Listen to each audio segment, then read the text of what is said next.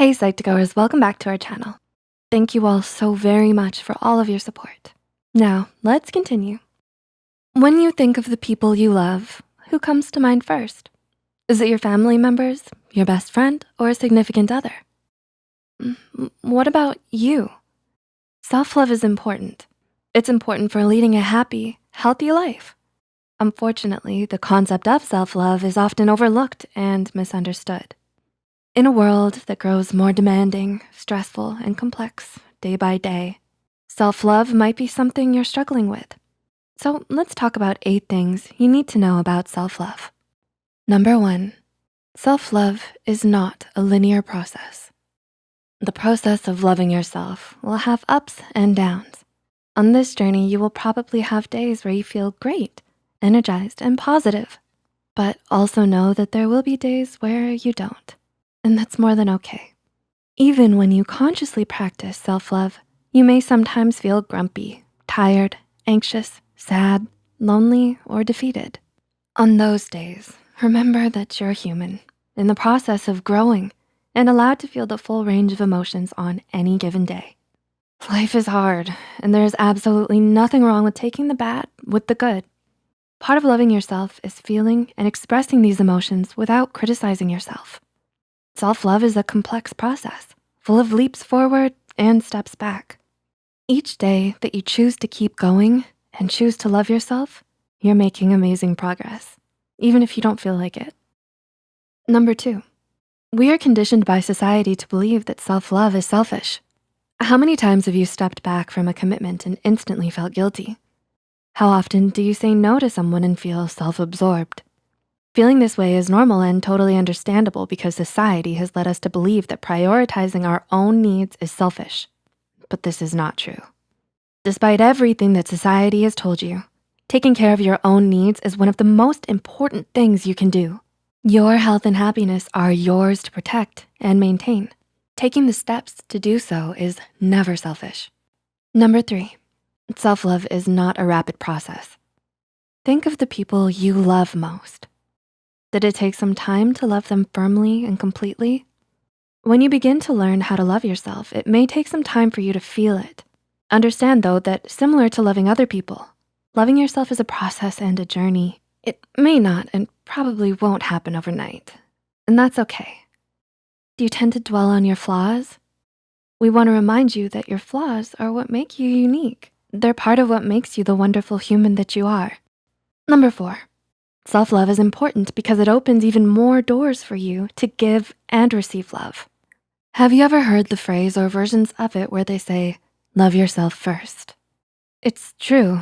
The way you love yourself shows others how to love you. According to licensed marriage and family therapist John Kim from Psychology Today, forming a healthy relationship with yourself that is full of care, understanding, compassion, and healthy boundaries will help you achieve that kind of relationship with yourself and others. Number 5, uncovering the sources of healing can be difficult. Are you in the process of emotionally healing?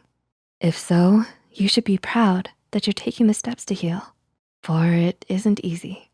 Like self-love, healing not only takes time, but is also very complex. Unraveling possible years of buried trauma is daunting. If you become overwhelmed during this process, know that you aren't alone. Digging deep and healing from past wounds or reoccurring ones can be an overwhelming process. Part of self-love and practicing self-care is knowing when to step back in the healing process. Though it may be very tempting to keep pushing, remember that part of loving yourself is acknowledging your own boundaries. This is especially important in healing in order to avoid uncovering memories and moments in ways that may wound you further. Number 6, self-love means giving permission to accept your own compassion. Have you ever noticed the negative connotation that surrounds self-compassion? Perhaps disguised as making excuses or feeling sorry for yourself. The truth is that one of the greatest sources of strength is being able to have kindness and compassion for your own experiences in life. We have this unfortunate quality to automatically blame ourselves when things go wrong. If you didn't get a job or get into your college pick, you tend to believe that you aren't qualified enough. If a friend is mad at you, you tend to blame yourself first, rather than objectively examining the situation. This could lead to lower self-esteem, more negative self-talk, and even self-loathing if it goes unchecked. Self-compassion is something that lives inside of you. Rather than suppressing it for the sake of others, the more you consciously accept the understanding and kindness you want to offer yourself, the more your self-esteem and confidence will grow. Number 7, self-love means following the yearnings of your own heart, even if that's not what others want. Have you ever felt obligated to do something because you were being pressured by others? To take up a certain hobby or go down a certain career path that you didn't want? While this complacency might seem to resolve differences and issues in the short term, it can leave you unfulfilled later on. Part of loving yourself is giving yourself the right to follow your own dreams and your own heart, no matter what others have to say. Those who judge you or impose their dreams on you also have their own chances to take. Your personal passions are strong and beautiful. They're unique to you. That which makes your heart sing is yours to cling to. You deserve to feel happy and fulfilled, no matter what others have to say. And number 8, self-love isn't always fun. Sometimes self-love is hard. It's doing what's best for you, even if it doesn't necessarily excite you at the moment. Self-love can be going to bed early when you know tomorrow is an important day, choosing to stay in so you can finish an assignment, or saying no to a loved one so you can have time for rest.